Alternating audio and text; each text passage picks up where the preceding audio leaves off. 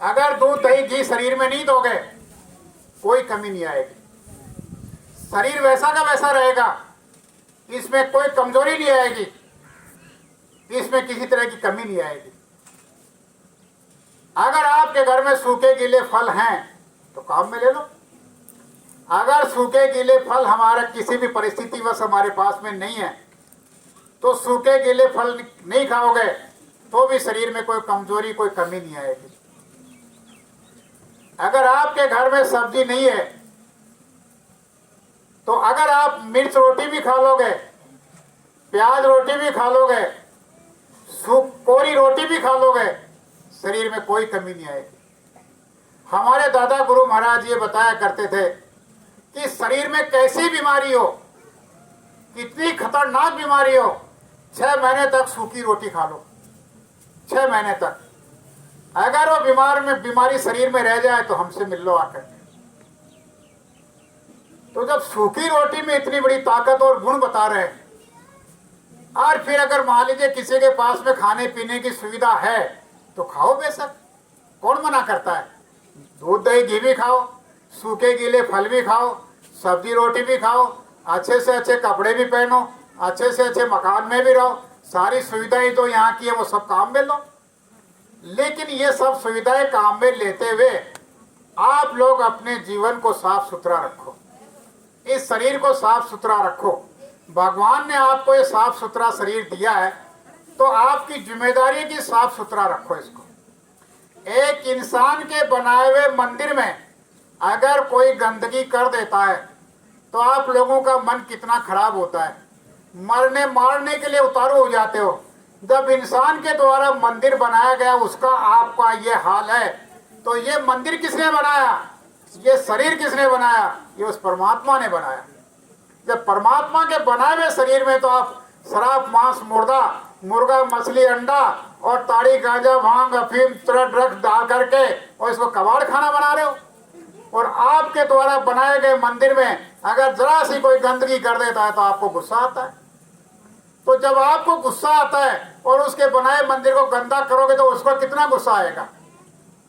वो तो फिर भी जड़ है, लेकिन ये परमात्मा का बनाया हुआ मंदिर है जिसके अंदर परमात्मा खुद आकर के यहाँ बैठा हुआ है। उस परमात्मा के ऊपर आप गंदगी डालोगे, उस परमात्मा के ऊपर आप दारू डालोगे, उस परमात्मा के ऊपर आप मुर्दा डालोगे तो वो क्या कहेगा आपसे। लेकिन कुछ भी डालो नहीं बोलेगा, लेकिन जिस दिन समय पूरा हो जाएगा आपका यह अधिकार जो दिया गया, इस जीवन का जो पट्टा दिया गया, वो पट्टा जिस दिन आपका छिन जाएगा उस दिन आपकी खबर लेगा, एक एक कर्म की खबर लेगा और ऐसा तोड़ेगा, ऐसा मारेगा, ऐसा काटेगा, ऐसा सताएगा, ऐसा तड़पाएगा कि वहां आपकी मदद करने वाला कोई नहीं रहेगा। बहुत बुरी हालत होगी। इसलिए आज आप सब लोगों से ये गुजारिश करते हैं कि किसी भी बेजुबान जानवर की हत्या मत करो, उन पे दया करो। उनको भी जीने का हक है, उनको भी जीने का अधिकार है, उनको भी परमात्मा ने बनाया है, आपको भी परमात्मा ने ही बनाया है। तो जिसने बनाया उसी को अधिकार मारने का भी है, जिसने बनाया नहीं उसको मारने का अधिकार भी नहीं है। जिसको मारने का अधिकार नहीं है वो अगर किसी को मारेगा तो उसको सजा मिलेगी, उसको उसकी भारी यातना मिलेगी, उसको भारी तकलीफ मिलेगी। इसलिए आज आप लोगों को ये समझाया जा रहा है, आप लोगों को ये बताया जा रहा है कि किसी भी बेजुबान जानवर की आप लोग हत्या कत्ल मत करो। और हत्या कत्ल करने के बाद में आप उसको अपने पेट में मुंह के जरिए मत डालो। आप लोगों को भगवान ने बुद्धि दी, आप लोगों को भगवान ने ज्ञान दिया, आप लोगों को भगवान ने सोचने और समझने की शक्ति दी, लेकिन आप लोगों ने उस शक्ति पर, ज्ञान पर उस पर्दा डाल करके, उसको पत्थर बांध करके उस बुद्धि के ऊपर आप लोगों ने क्या किया, आप बाजार से यानी मुर्दा मांस ला करके आप लोग सीधे अपने रसोई घर में जाते हो और रसोई घर में जा करके और उस मुर्दे मांस को बना करके और अपने पेट में भक्षण करते हो। तो सोचते हो कि जहाँ मुर्दा रहता है, जहाँ मुर्दा पकाया जाता है, जहाँ मुर्दे को जलाया जाता है, वहाँ कौन रहते हैं? वहाँ तो प्रेत पिशाच भूत दैत्य राक्षस वहाँ रहते हैं। अब आप कहते हो कि हम तो बहुत दुखी हैं, हम तो बहुत परेशान हैं, हमारे बच्चे भी परेशान हैं, हमारी बहू भी परेशान है, हमारे माँ बाप भी परेशान है, हमारी औरत भी परेशान है, हमको तो चैन ही नहीं पड़ता, हमारे घर में इतना कमा करके लाते हैं, न मालूम किधर से कब चला जाता है, हम तो 10-15 दिन भी नहीं भोग पाते हैं, आखिर में हमारा महीना बिताना बहुत मुश्किल हो जाता है। लेकिन आप इतना तो विचार करो कि जहाँ मुर्दा पकाया जाएगा वहाँ लक्ष्मी का वासा कैसे होगा, वहाँ देवी देवता कैसे रहेंगे। देवी देवता तो वहां रहेंगे जहां पर आप लोग शुद्ध भोजन करोगे, आपका दिल भी निर्मल होगा, आपके दिल में दया होगी, आपके दिल में भावना होगी, आपके दिल में प्रेम और प्यार होगा, आपके दिल में किसी बुरे चाहने की नियत नहीं होगी, किसी दूसरे के धन को हड़पने की नियत नहीं होगी। तब आपके दिल में सब कुछ ऐसी होगी, तब जाकर के आपके घर में सुख शांति आएगी, आपके घर में अमन चैन आएगा। आप कहेंगे ये पड़ोसी का मकान है, चलो ठीक है इसमें तो उठा लाओ और ये कर लो, वो कर लो, ये चोरी कर लो, चकोरी कर लो, बेईमानी कर लो, ये धोखाधड़ी कर लो, विश्वासघात कर लो और इसे दगाबाजी कर लो, झूठ बोलो, पाखंड करो। इससे तुम्हारे घर में सुख शांति आ जाएगी? नहीं आएगी। आप भी परेशान हो जाओगे, आपके पास में अच्छा है वो भी चला जाएगा और जो बेईमानी से इकट्ठा किया वो भी आपका चला जाएगा और उल्टा तुम्हारे सिर के ऊपर कर्म भार और चढ़ जाएगा। तो बताओ, तुम बोझ को हल्का करने का काम कर रहे थे या उस बोझ को बढ़ाने का काम कर रहे हो? इस मनो से शरीर को पा करके जो आप लोगों ने पाप कर्मों की पोटली बांध करके पहले से लेकर के आए हो, उस पाप कर्मों की पोटली को आप लोगों को हल्का करना चाहिए, बल्कि आप हल्का करने के बजाय उस पाप कर्मों की पोटली को और भारी से भारी बनाते जा रहे हो। तो उस पाप कर्मों की पोटली को लेकर के कौन जाएगा? कोई दूसरा लेकर जाएगा? आप लोगों को ही उस पाप को ढोना है, आप लोगों को ही उस पाप को भोगना पड़ेगा। जिसको मारोगे तो मार खाओगे, जिसको काटोगे तो काटे जाओगे, किसी को सताओगे तो सताए जाओगे। ये कर्मों का अदला बदले का देश है, यहाँ पर करोगे तो उसका फल आपको भोगना पड़ेगा। इसलिए आज आप सब लोगों से ये प्रार्थना की जाती है कि शरीर से कोई ऐसा कर्म मत बनाओ जिससे कि इसके ऊपर बोझा बढ़े, इस पे भार बढ़े और ये जीवात्मा नरकों अधोगति में जाने का रास्ता पकड़ ले। ऐसा कोई काम मत करो। और बाबा जी तो यहाँ तक कहते हैं कि तुम्हें परमात्मा को पाना है तो पालो, नहीं पाना है तो मत पाओ, लेकिन कम से कम इस शरीर को गंदा करके और परमात्मा के गुनहगार तो मत बनो। और जब बाबा जी की अपील के ऊपर, बाबा जी की प्रार्थना के ऊपर अगर आप लोग शाकाहारी हो जाओगे, आपके घर में कोई भी श्राप और मांस का सेवन करता है, उस सेवन करने वाले से हाथ जोड़ करके प्रार्थना कर लो कि आज बाबा जय गुरुदेव जी महाराज के सत्संग हुआ था और वहां पर उनके वचनों को सुनाया गया था, बताया गया था घर में सुख शांति के लिए श्राप और मांस का सेवन छोड़। जब श्राप और मांस का सेवन छोड़ दोगे तो आपकी बेईमानी भी छूट जाएगी, आपकी दगाबाजी भी छूट जाएगी, आपका झूठ पाखंड भी छूट जाएगा। क्यों? कि आपका खान पान शुद्ध होगा, आपका मन चित्त निर्मल होगा, आपके दिल में प्रेम और प्यार उमड़ेगा, आपके दिल में दया आ जाएगी। तो आप चींटी को मारते वक्त भी 10 बार सोचोगे कि पैर रखूं कि नहीं रखूं। ये चींटी चल रही है, बचा करके चलने की कोशिश करोगे। तो जब इतना हो जाएगा तो आपके ऊपर जो कर्मों का भारी बोझ है उसको कम होने का काम शुरू हो जाएगा। और बाबा जी के कहने पर अगर आप लोग शाकाहारी बन जाते हो तो बाबा जी कहते हैं कि हम आपको 84 लाख योनियों से और नरकों में जाने से बचा लेंगे। अगर आप लोग जय गुरुदेव नाम जो आप लोगों के सामने लिया जा रहा है, अगर जय गुरुदेव नाम में आपकी आस्था और विश्वास बनी रहेगी, आप इस नाम को याद करते रहोगे, तो बाबा जी कहते हैं कि आपको फिर से मनुष्य योनि दोबारा दिलवा दी जाएगी। इससे ज्यादा और क्या किया जाए, और इससे ज्यादा क्या हो सकता है? अगर इस जन्म में भक्ति नहीं करोगे तो अगला जन्म जब आपको मनुष्य योनि का मिलेगा उसमें आपसे भक्ति करवा ली जाएगी, लेकिन जन्म आपको मनुष्य योनि का मिल जाएगा।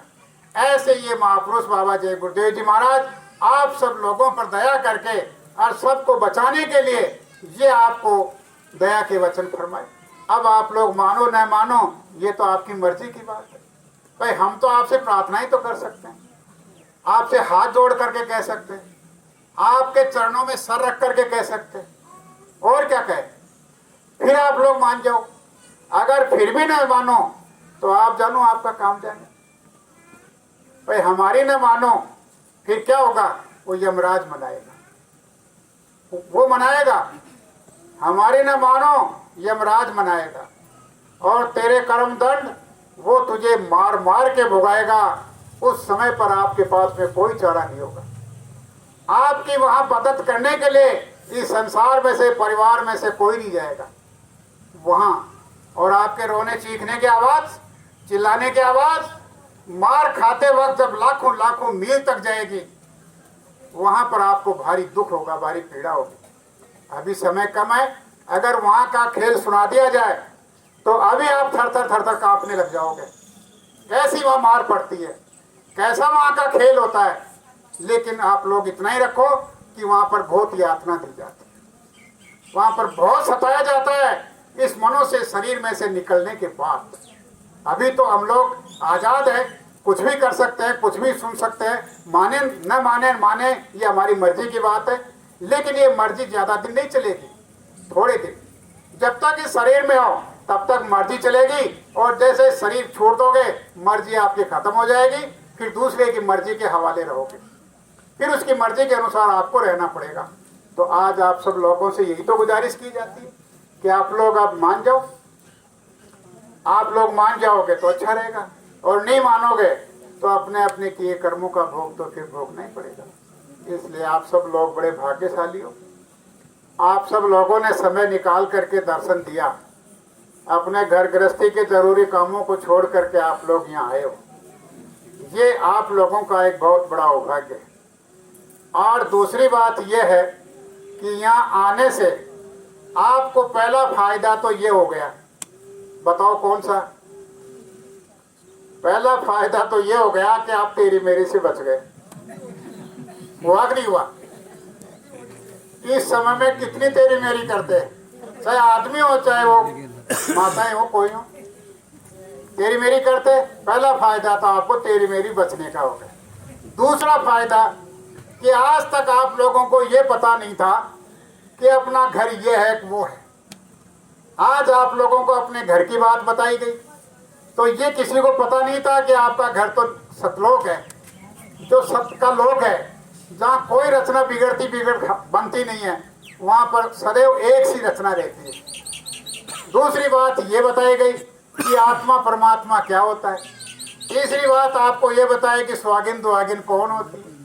तीसरी चौथी बात आपको ये मालूम हो गई सतगुरु कौन होते हैं। तो ये सब बातें आज आपको सुनने को मिली, इसलिए कुछ तो आप लोगों को जानकारी मिली कि वास्तव में सत्संग क्या होता है, सत्संग कहते किसको हैं। आप लोगों को अब तक ये सोच रहे होंगे कि यहाँ तो तख्त लगते नाचने गाने वाले अगर कूदते रहते दारू पी करके तो उसका नाम तो सत्संग होता है। लेकिन ये तो सत्संग असल में जीवात्माओं के जागने का सत्संग यही है। वो तो मन का सत्संग होता है, मन को खुश करने वाला सत्संग होता है। वहाँ ऐसा सत्संग जो होता है वहाँ पर आत्मा और परमात्मा की कोई बात नहीं होती। आज जो आत्मा और परमात्मा की जो बात बताई गई है, जो जीवात्मा को जागने का संदेश दिया गया है, जो शरीर के बारे में आपको जानकारी मिली है, ये सब बातें उस सत्संग में नहीं मिला करती हैं। तो आज आप सब लोग ये जो समय दिया इसके लिए आप बड़े भाग्यशाली हो। सबसे बड़ा फायदा तो आपका ये है कि आज आपको जो 1-1.5 घंटे का अपना समय गुरु महाराज के सामने बीता, ये आपका एक बहुत बड़ा परमार्थी लाभ का वक्त बन गया। क्या बन गया? जब आप लोग शरीर छोड़ करके जाओगे, जब शरीर का समय पूरा हो जाएगा और ये शरीर छोड़ करके जाओगे कहाँ? अपने कर्मों का फैसला करवाने के लिए। कहाँ होता है? इस आसमान के ऊपर एक धर्मराज की कचहरी है। उस आसमान के ऊपर धर्मराज की कचहरी में आपको पेश किया जाएगा, और वहां पर जैसे उसकी नकल के ऊपर यहाँ जो मजिस्ट्रेट जज बैठता है, ऐसा ही वो जज बन करके धर्मराज वहां बैठता है। आपके खाते खुलते हैं, खातों में आपका किया हुआ निकलता है। तो जब आपके खाते खुलेंगे, जब आपकी रील चलेगी, तो उस रील में आपका ये कर्म यहाँ पर ये जो तैयार हो रहा है, ये कर्म भी वहाँ पर आपका छप गया वहाँ पर। वहाँ की रील खत्म नहीं होगी, यहाँ की रील तो खत्म हो जाएगी, लेकिन वहाँ की रील खत्म नहीं होगी, वो कर्म छप गया। अब इस कर्म का आपको क्या लाभ मिलेगा? सत्संग के सुनने से बड़े बड़े आपके अपराध जो होते हैं, आप पे बड़ी बड़ी मुसीबत होती है, वो टल जाती है, वो खत्म हो जाती हैं, और जीवात्मा का एक परमार्थी लाभ का वहाँ खाता खुल जाता है। अब वहाँ पहुँचेगा तो उसको पूछेगा कि जब आपको इतना समझाया गया था, इतना बताया गया था, और फिर भी आपने उस पर अमल क्यों नहीं किया? आपने उसकी खबर क्यों नहीं ली? आपने उस पर विचार क्यों नहीं किया? आपको कितना आसान तरीके से समझाया गया, बताया गया, और आपको हर प्रकार से समझ में भी आ रहा था, फिर भी आपने उस पर ध्यान नहीं दिया। तो ये आपकी सबसे बड़ी गलती है। इसलिए आप लोगों को इस पे विचार करना है। गुरु महाराज ने बताया था, असल बात तो ये थी कि साहूकार पहले रुपया देते थे, और रुपया देने के बाद में 6 महीने के बाद में जब उसकी फसल आती थी, तो उस फसल पर ब्याज लगा करके सारा वसूल कर लिया करते थे। तो सेठ ने अपना कर्जा दिया हुआ वसूल करने गया। वसूल करने के साथ में उसका जानवर, उसका अनाज, उसका भूसा, सारा का सारा ब्याज में समेट लिया, और कहा कि भाई तेरा मूल तो बाकी रह गया, ये ब्याज तेरा जमा कर देता हूँ, ये नया पुराना तेरा उर्का कर दिया गया है, और अब तेरा ये नया उर्का इतने रुपए का हो गया है। तो अगले 6 महीने के लिए फिर बंद गया वो, और फिर कोई तेरे को उधार चाहिए तो ओढ़ लिया ना दुकान से, फिर उसमें जुड़ता रहता था। अब उसके पास में सामान ज़्यादा हो गया, ज़्यादा होने से ये देख रहा था कि भी सामान को कैसे घर पहुँचाऊँ। तो उसने कहा कि कोई मेरे को साधन करके ला दे तो मैं सामान ले जाऊँ। एक तो उसका सारा सामान लूट लिया, सारा सामान हिसाब में भर लिया, और दूसरा उसी से कह रहा है कि साधन ला दे। लेकिन फिर भी उसने ईमानदारी से काम किया, साधन ढूंढा, नहीं मिला। एक महात्मा जी आ रहे थे, उसको देख करके क्या बात है, कैसे उखड़ फुकड़ कर रहे हो? तो उसने कहा कि महाराज मेरे पास में सामान तो ज़्यादा हो गया, अब मैं इसको लेके कैसे चलूँ? तो कोई बात नहीं, तो ऐसा करे सामान हमारे सिर पे, हमारे कंधे पर हमारे को दे दे, हम ले चलते, और जहाँ तेरा घर होगा वहाँ उतार देंगे। कि ठीक है महाराज, ये तो अच्छी बात है। तो वो ले लिया सामान, चल रहे। अब रास्ते में क्या हुआ कि भाई रास्ता तो ऐसा कटेगा नहीं, अगर 2 4 5 आदमी रास्ते में चल रहे हैं, अगर आप चुपचाप मुंह बंद करके चलेंगे, कोई किसी से बात नहीं करेगा, तो वो रास्ता आपको लंबा होगा नहीं होगा? अगर आप लोग 5 आदमी बात करते करते चलोगे, तो वो रास्ता आपका इतना छोटा हो जाएगा, फिर बहुत जल्दी आ गए अपन तो घर पर। तो कुल मिला करके महात्मा जी ने कहा, अरे सेठ जी, या तो तुम कोई बात कहो या हम कोई बात कहें, तो दोनों के बात करने से रास्ता जल्दी कट जाए और महसूस भी नहीं हो। तो सेठ ने चालाकी की कि महाराज आप ही कह दो, आप ही अपनी तरफ से कोई बात बता दो तो अच्छा रहेगा, मैं सुन लूँगा। सेठ ने सोचा कौन माथापच्ची करेगा, अगर मान लीजिए कभी हम कर देंगे कभी नहीं करेंगे, ये कहते रहेंगे चलते रहेंगे, अपना सामान तो घर पहुंच ही जाएगा। चलो कोई बात नहीं। अब सामान घर पहुंचा दिया, महात्मा जी चले गए। अब क्या सत्संग का महत्व बता रहे हैं आपको कि सत्संग का आखिर महत्व क्या है। महात्मा जी चले गए। महात्मा जी जाने के बाद में ये सोचा कि सेठ को इतना उच्च कोटि का सत्संग सुनाया, अब ये तो नादान ना समझ है, इसको क्या पता कि सत्संग का क्या फायदा होता है। तो उसको आखिर बता दिया जाए तो वो उसका फायदा उठा ले। तो महात्मा जी वापस उसके घर आए, उसको आवाज लगाई, उसको कहा गया कि इधर आओ। उसको पूछा कि भाई आप तुमने मेरे साथ आधा घंटा 20 मिनट 25 मिनट 1 घंटा रहे, मैंने आपको सत्संग सुनाया, तो आप लोगों को मैं इतना बताने के लिए आया हूँ कि सत्संग का तुम्हें क्या लाभ मिलेगा, क्या लाभ मिलेगा। तो उन्होंने बताया कि जब तेरे शरीर का समय पूरा हो जाएगा, तुझे शरीर छोड़ना पड़ेगा, तेरे कर्मों का फैसला धर्मराज की कचहरी में होगा, वहां तुझे ले जाया जाएगा तो सारे के सारे तेरे कर्मों पर नजर डाली जाएगी। कोई तेरा अच्छा कर्म नहीं निकलेगा, एक केवल कर्म तेरा ये सत्संग वाला वहां पर मिलेगा।